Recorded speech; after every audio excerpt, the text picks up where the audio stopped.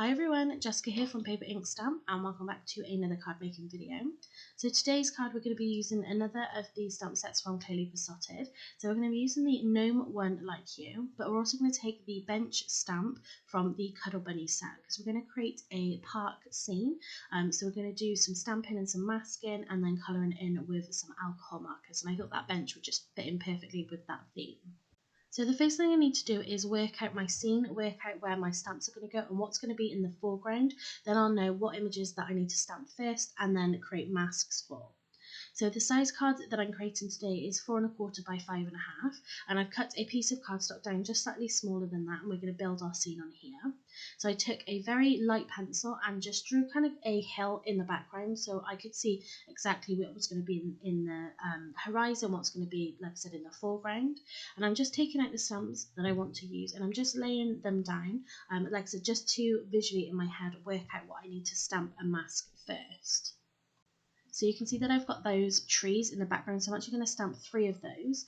And then I've got this bench, and I really wanted to have one of the gnomes sat on the bench because some of the images you can see that they're stood up and some of the other ones you can see that they're sat down. So I thought that would work perfectly.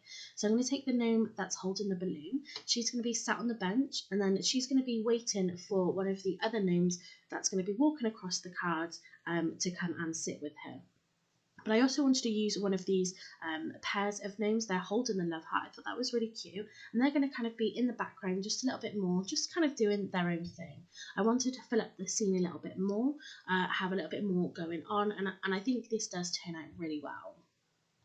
So I end up just changing my scene around to the other side because the gnome that I wanted to pick that was walking across the scene is the one that's holding the flowers, and he was coming in from the right hand side walking to the left. So I changed it to have my bench on the left hand side of the card just so then that gnome can look like it's walking to the gnome that's sat on the bench. So it's a good idea just to kind of work this out beforehand, work out where you want to put your stamped images to, so the scene makes a little bit of sense. Then when you've sort of got it in your head, you know where you're going with it, then again you can start to begin to stamp and create your masks. So because I want to have this sitting down gnome on the bench, she is the first thing that I need to stamp and then create a mask for. So I'm just using some full sticky back post-it notes here. So I've stamped the image onto my card, then I've stamped it onto the post-it note, I've cut it out right up against that black line. You don't want to have a border around it because you want it to look like sort of one image, returning separate images into a single image. Then you can see that I stamped the bench, and again then I've created a mask for that because I know I'm going to be stamping the trees behind the bench. Then the next thing is that's going to be in the foreground is going to be our gnome that's walking across with the bunch of flowers, so I need to stamp him first and again create a mask there. Then I can stamp my couple gnomes holding that love heart sort of further back into the card. And again, because I know that I'm going to be stamping those trees behind them, I need to create a mask for these. So it can be a little bit time consuming actually creating the masks, but I don't throw these away. I try to get as much use out of these as possible. So I will pop them onto the back of the stamp set itself, so I do keep them. And then you can pull it out up until the point where obviously they're just not sticky anymore. So then I've got all my stamping and masking done. So then I'm going to pull off all of those masks. Like I said, I'm going to keep them and then I can get started doing some colouring. So you can see how this has created just one big scene now, and we can just colour this in. So like I said, it is a little bit time consuming, but it is super easy to do, and you do get a really great sort of colouring in project. So you know, if you wanted to create colouring in projects for your kids, grandkids, whoever, or just generally colouring in for you just to have a go at, then creating scenes like this is going to be absolutely perfect because you can make them as big, as small as you want, just create some masks and then you've got a colouring in page. So you can see that I've started off by using my few Copic markers that I've got. So the love hearts I coloured in all in red, and those I've got the R24, R27 and R29. So some of them I did use all 3 blends, and then on others, on the smaller ones, I just used the 2 blends. And now the green colours that I've got YG6, 7 and 9, and I'm just using those to colour in these trees here. Because I'm doing the same kind of colouring on all of these same images, what I'm doing is I'm colouring in everything that I want in, let's say, the YG9 in the darkest colour, and then I'm doing that across all of the trees. Then I'm going in with my YG7, again for all of them, and then doing the same with the lightest colour as well. So after that, I'm now going into my TriBlend markers. So I'm using just different combinations here because some of them are running out, as you know, I've talked about before. So some of my lighter colours are starting to run out. So for that bench, I did start with the lightest grey colour, but then I sort of moved down then because I had one of the blend pens as well. So it just gave me sort of a few more options. When it came to the Gnome's beards, I wanted to keep them quite traditional, but I did use them that really light grey, I think it's the ice grey, and then I took one of the colourless blender alcohol markers from my Tonic Studios from the Nouveau alcohol marker range that I've got. I don't use the pens very much, but that blender does come in handy, so it means that I can put a little bit of grey, and then I can just blend it out with that colourless blender, and it just gives that little bit of hint of grey, so it's not just a flat white. So the next thing I'm going to do is try to add sort of a path. So I'm adding now colouring to create this scene, to actually build the scene itself. So I am using one of the tan shades and blend. So I've created just a path here, so you can see that all of the names are stood in this path. I've tried to add just a little bit of detail in there, just sort of like a little border, and creating that shadows, you know, underneath where they're sat. I don't do colouring like this very often, but actually I think it did turn out really great, and I'm really chuffed. It did take a little bit of time to kind of blend it all out and get a nice smooth blend, but yeah, I did really love it. So then for the grass, I used the Alpine green colour. So I find this a little bit of a funny combination because I find that the darkest colour is very dark and the lightest colour is really light. So I find it a bit of an odd mix. So I feel like I have to work at it a lot more to try and get that really smooth blend, but I think it worked really well. And you can see now I'm just using the True Blue to create the sky again, just sort of going over it just to blend it out. But I really love how this has turned out. Like I said, I don't do sort of projects like this very often, but I love sort of sitting back and looking at it because I just think they look really great. And actually creating scenes using the alcohol markers is always something that I'd sort of like to do a little bit more.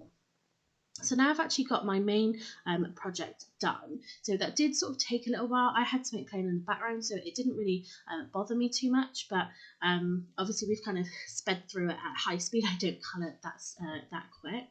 But now just to finish this off, I'm going to add a sentiment from this Gnome One Like You stamp set. So I'm going to stamp this onto some black cardstock. I've used my anti-static powder bag just to help the embossing powder not to stick where I don't want it to go. And then I'm just stamping this. So the stamp sentiment that I've decided to go for says, "Gnome body loves you like I do." And I just think that's such a great sentiment. So I'm just lining up the black cardstock with the grids on my mat just to make sure that I get it nice and straight. And I'm lining it up at the bottom of the cardstock. And like I said in my previous video, when I first used these stamps, the quality is really great, and it means then that I can freehand stamp in the sentiments with the clear embossing ink, and it means that I know I'm going to get a really great impression, and that is what has happened here. So you can see that I've stamped it slightly offside. It's because I wanted it to come in slightly from the top left hand side of the card, and I'm going to just angle the right hand side of it. That's why I've not left sort of too much gap on that side. So I have noticed as well that from using these stamps when it comes to heat embossing and melting it, it's actually, I'm getting much better results, and I haven't changed any of the products that I'm using apart from obviously the stamp set. So I can only assume that because of how great quality the stamp set is, it's just given me a much better result when I'm heat embossing. So I'm really chuffed with that. Like, I'm not changing any of my other products, but yeah, it's just coming out so much nicer. So you can see that I've cut that down into a strip, and then I've got that angle on the right hand side. I'm going to pop this up onto some foam pads as well. So I'm not going to stick it down just yet because I still need to put some adhesive on the back of my panel, and I just want to make that as simple as possible. So I'm just cutting down some foam pads just to help support my sentiment. And then I'm just going to stamp quickly while I've got all my stamps out and my inks out. I'm going to stamp inside the card itself. So in the past I have then, when I've stamped and cut out images that maybe I haven't then used on the card itself, I have them pop them into the card. I would have done that today. I wanted to have stamped a gnome on the inside as well as a sentiment, but the reason I didn't was because I didn't want them to colour that in with the alcohol markers and then have it show through in the back. So I could have done it if I'd stamped it and fussy cut it. I could have popped one in and it just would have given a little bit more interest to the inside of the card. But like I said, I didn't want to then stamp it directly into the card and have the alcohol sort of markers showing through the back. So I'm just lining this up to make sure I get this really nice and straight. And the sentiment that I've picked to go on the inside is I love you no matter what. And I love the difference in the font as well. So you've got the I love you no matter what is in a much smaller font. And then we do have that gnome in that nice sort of still thin but bigger font. So now I'm going to bring the card together. So I'm going to pop some double-sided tape onto the back of my panel. And I always love colouring in with alcohol markers and then looking at the back of it. Because you don't have those black outlines, you can't see those in the back, but you can obviously see the heavy bits and the darkest bit of where you've put your used your alcohol markers. And I just think it creates something so unusual. And I think one day I'm going to have to do this and create something where I actually use the back side of it. It's a lot more subtle. Like I said, there is no detail there. But I always just really, really love how that looks. So now I'm going to pop my panel onto my card front. So this is a really simple card in terms of there's not tons going on. There's not lots of layers. I haven't matte and layered anything.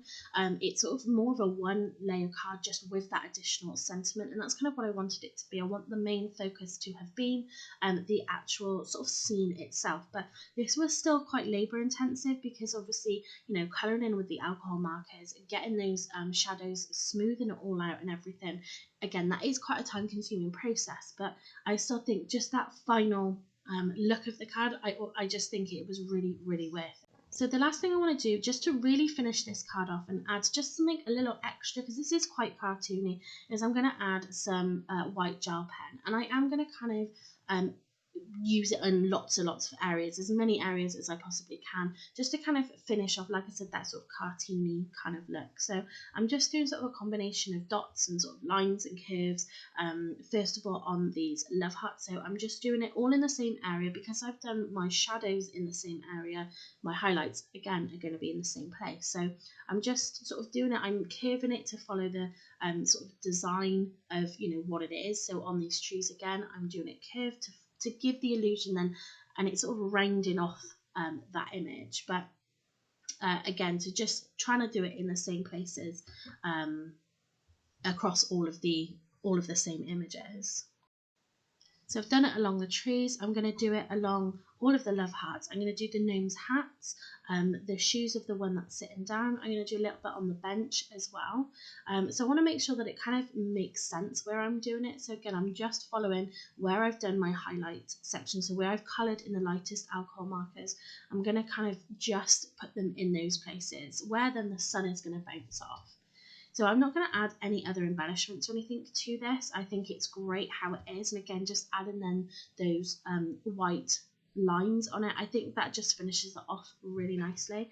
And like I said before, I really love how this has turned out. It is different to other kinds of cards that I make, but actually these are the kind of cards that I do really love to make. So that is the card all finished. So I hope you like it. I hope you've enjoyed this video. If you have, then please give it a thumbs up and leave me a comment down below. If you haven't subscribed to my channel already, please do so you don't miss out on any future videos. So thanks very much for watching and happy crafting.